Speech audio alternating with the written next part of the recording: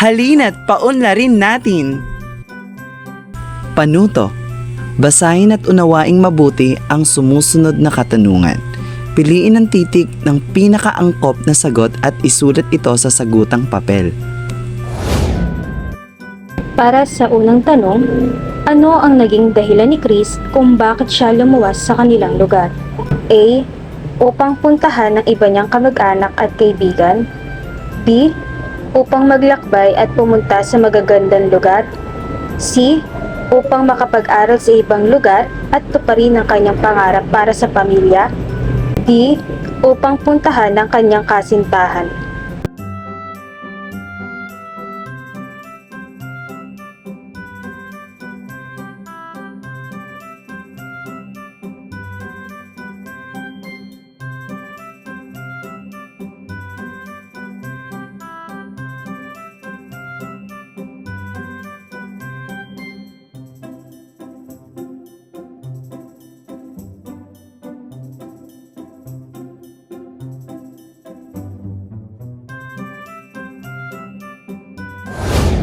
Dumako naman tayo sa pangalawang tanong. Ano ang pinaniniwalaan ni Chris tungkol sa tahanan?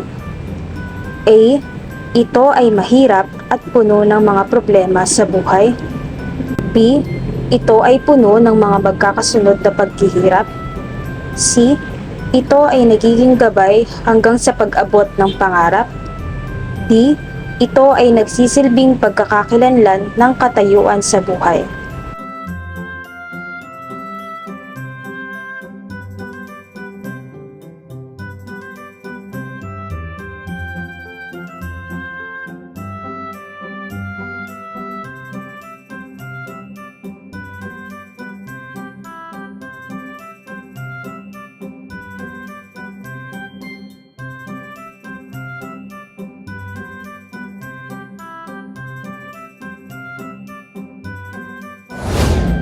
Para sa ikatlong tanong, bakit mahalaga para kay Chris ang kanyang tahanan?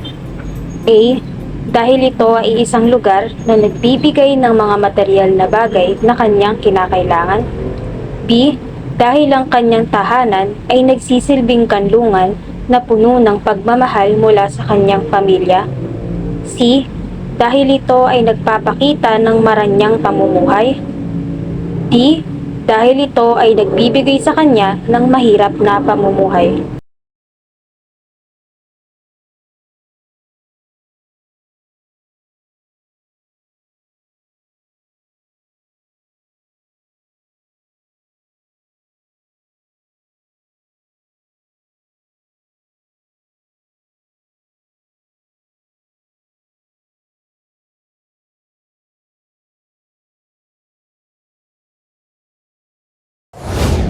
Ikaapat na tanong, anong malaking pagbabago ang nangyari sa buhay ni Chris noong siya ay elementarya? A. Nagkaroon na ng kuryente ang kanilang bahay. B. Natamasa na ng kanyang pamilya ang kaginhawaan sa buhay. C. Nanatiling gasera pa rin ng kanilang ginagamit. D. Lumipat ang kanilang pamilya sa bagong tirahan.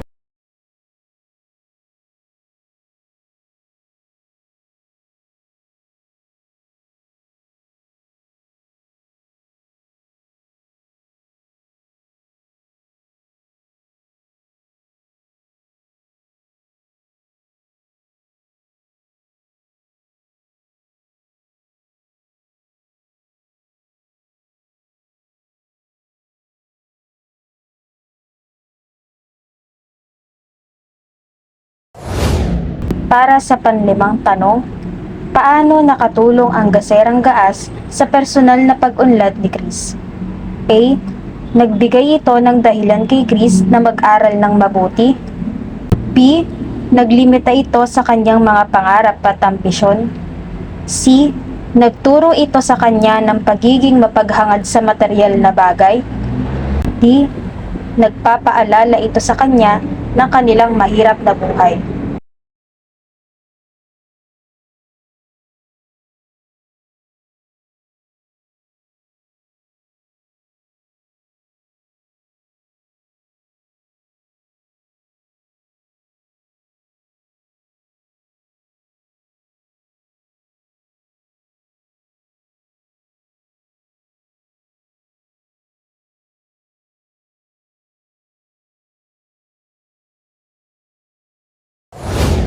Para sa ika-6 na tanong, anong pangunahing kaisipan ang nais iparating ng maikling kwentong isang gaserang gaas katumbas ng tagumpay na dapat nating pairalin sa realidad ng buhay?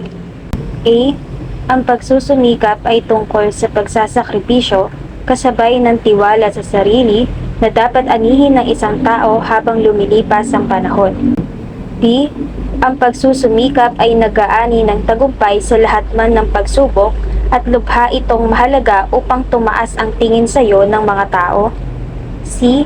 Ang pagsusumikap ay palaging may kaakibat na kondisyon kung kaya't hindi natin masasabi na laging nasa atin ng kapalaran. D. Ang pagsusumikap ng isang tao ay nagbabago depende sa nilalaan na pagsisikap sa isang bagay na kanyang ginagawa.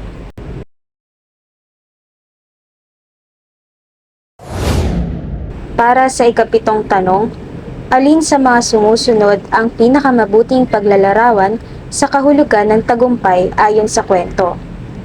A. Pagkakaroon ng materyal na bagay. B. Pag-abot ng pangarap sa kabila ng mga pagsubok. C. Pagiging mataas ang tingin sa sarili. D. Pagkakaroon ng magarang sasakyan.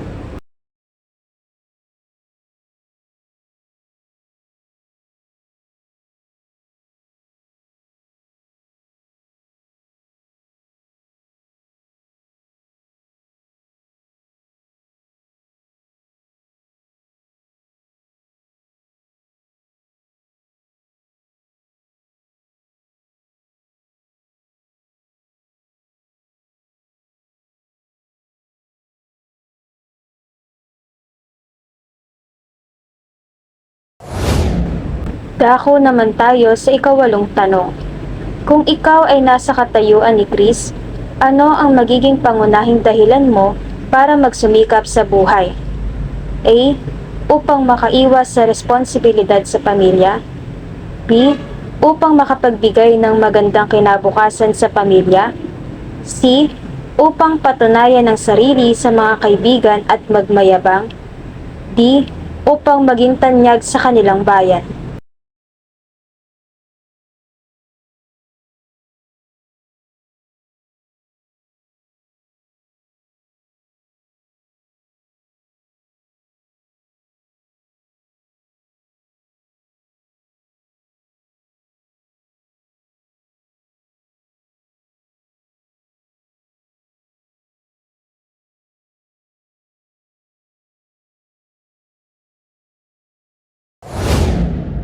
Dako naman tayo sa ika-9 na tanong.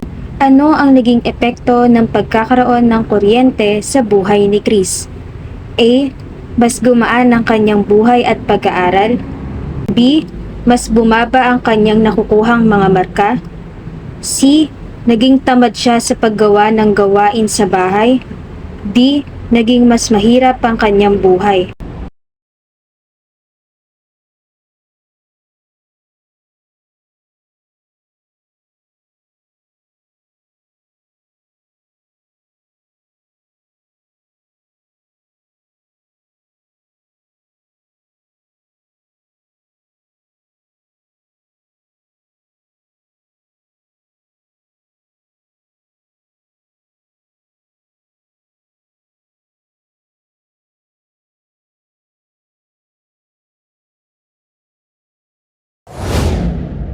Para sa ika-10 tanong, paano naipakita sa kwento ang pag-unlad ni Chris mula pagkabata hanggang sa kasalukuyan? A. Sa pamamagitan ng kanyang pagbabalik sa kanyang bayan. B. Sa pamamagitan ng paghihintay ng kapalit mula sa kanyang pamilya. C. Sa pamamagitan ng pagyakap niya sa kahirapan. D. Sa pamamagitan ng kanyang pagsusumikap at tagumpay.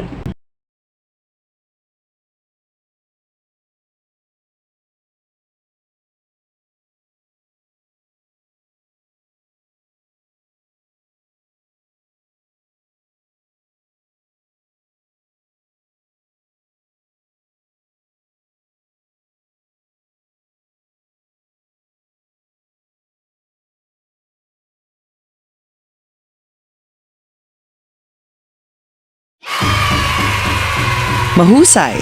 Magaling.